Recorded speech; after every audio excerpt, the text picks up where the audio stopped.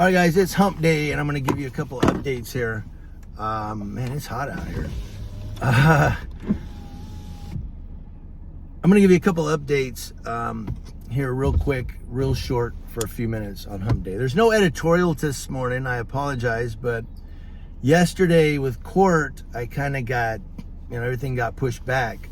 So tomorrow, I'm going to have an editorial. We're going to continue on from there. This bus rolls forward. Have editorials every morning after that.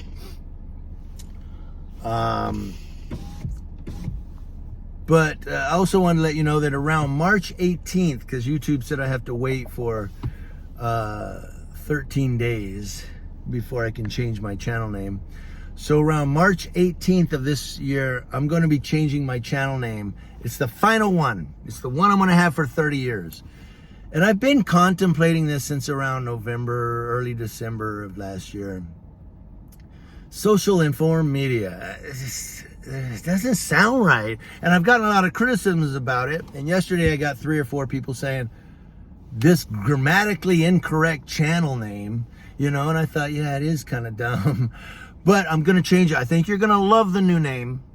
I'm going to make a big hoopla as to when I change it, so you'll know what it is. There's going to be no mistaking. Oh, there he is. Okay. So you can stay subscribed to this one, and it's not going to be a new channel. It's going to be this one. I'm just going to switch the name up, and you'll know what it is because, like I said, I'll make a big video about it. Maybe a couple. So those are the couple updates that's coming up. I just wanted to nail something down. It's something I wanted to say yesterday and I forgot.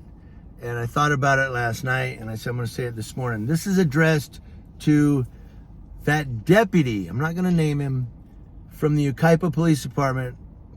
This is addressed to you. I'm not going to say your name. I'm going to try to back off a little of being so mean. One law enforcement officer asked me, can you have a little grace, And I thought, that's true. God gives me grace. But sometimes I'm hard on people. And, it's like Gene Hackman in Crimson Tide. I expect and demand your very best, and that's me. And I thought, maybe I should go a little easier. So doesn't mean I'm going to back off the cops. I'm still going to hold you accountable. You can believe that. I'm still going to stand my ground.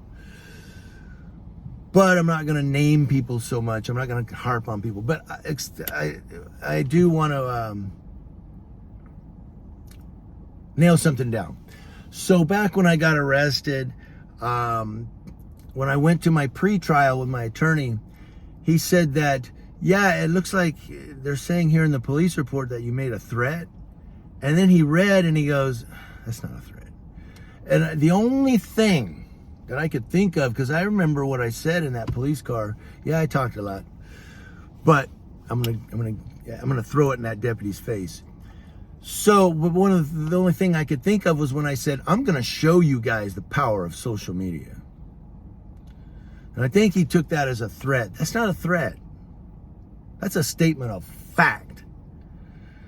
Social media, as well as broadcast media, television, maybe radio, but newspapers, all of that has a huge backbone, let's say.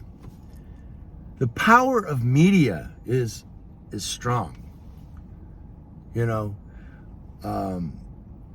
George Floyd, that was caught on cam. It was posted to YouTube and Facebook, and boom, the nation burned over that video. That's the power of social media. And I'm not saying I condoned that, or I'm not saying that's what we should do. I'm just saying that social media is powerful. And when I record you deputies doing something wrong, I post it to YouTube and Twitter and sometimes Facebook and Instagram, and it's powerful. I put Yucaipa, California on the map practically from YouTube. So that's not a threat. That's a statement of fact. And I did show you the power of social media, didn't I? I recorded everything you were doing. those couple of weeks after that arrest, you were trying to do traffic stops. You were sitting at the intersection trying to catch people running the stop sign. What was I doing? Standing there in front of your car recording. The sergeant was trying to train those females, in my humble opinion, train them wrongly. That's just my opinion. And what I do, I come up to record, and he drove off real quick. And I went up and I found them at another intersection. I started recording, and he said, "Hey, I'm trying to train. Can you go, can you do me a favor?" And I'm like, "Just do your job. I'm recording you." That's how it is. And he got in the car with them and they drove off. That's the power of social media. It can change a world. It changed his world. He had to go train them somewhere else. But then the other thing I said to you in the car was, I'm going to show you, just like that other deputy, that wanted me to have probation and go to jail and all that. Nothing happened. And what did you say, deputy? Well, I'm not that other deputy. Yeah, but you learned the same way he did. That video can show a behavior that may be unacceptable to your supervisors. And that's one of the reasons that I lean on God so much. And I don't mean to preach to you guys. I try not to. It's just this is relevant.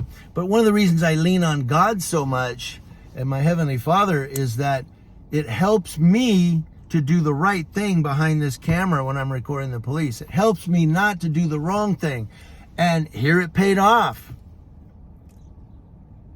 Because my wife, now this is hearsay, but it's what my wife told me, but she said she tried to call to find out why I was arrested. And she said this deputy called her and said, "Well, your husband's looking at a year in jail. He's looking at going to jail for a year because it was a misdemeanor." Guess what, deputy? No, the charges were dismissed. Dismissed. I'm not guilty.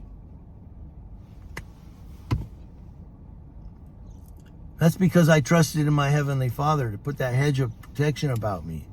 Okay, I was on diversion. Big deal. But did it stop me recording the cops? No. There was just an umbrella over my head in case I get arrested. And I knew I wasn't going to get arrested because that was a bogus arrest to begin with. But you'd say, well, you spent a night in jail. Yeah, and I got to pray for some guys while I was in the jail cell. I prayed for those guys. There was 2 other guys in there with me. And we had a great conversation and we talked. And I was able to pray for them. And I prayed for myself for strength. And I prayed for faith. And I prayed, just to...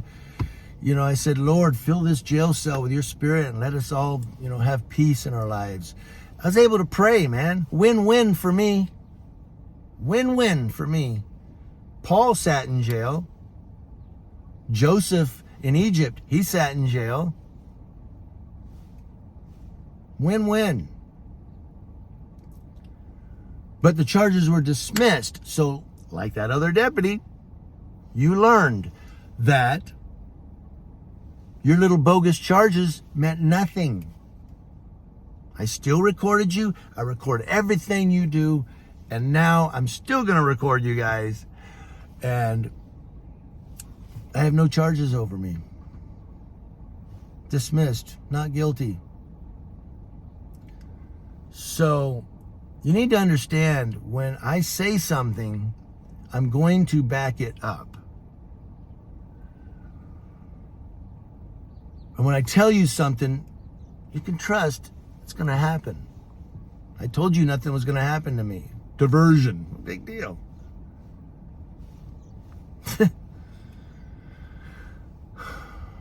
But here I am. And I am going to offer a little more grace, to the San Bernardino County Sheriff's Department, as long as they do the right thing. I may disagree with you from time to time. Any one of you, Sheriff, Dicus, captains, lieutenants, sergeants, hit me up if you think, you know what, I don't like what you said, I disagree with you. Hit me up. That's the only way we're going to bridge the gap, is to have communication. I wanted to keep this under 10 minutes. I did. Thank you guys. Love you guys. More coming.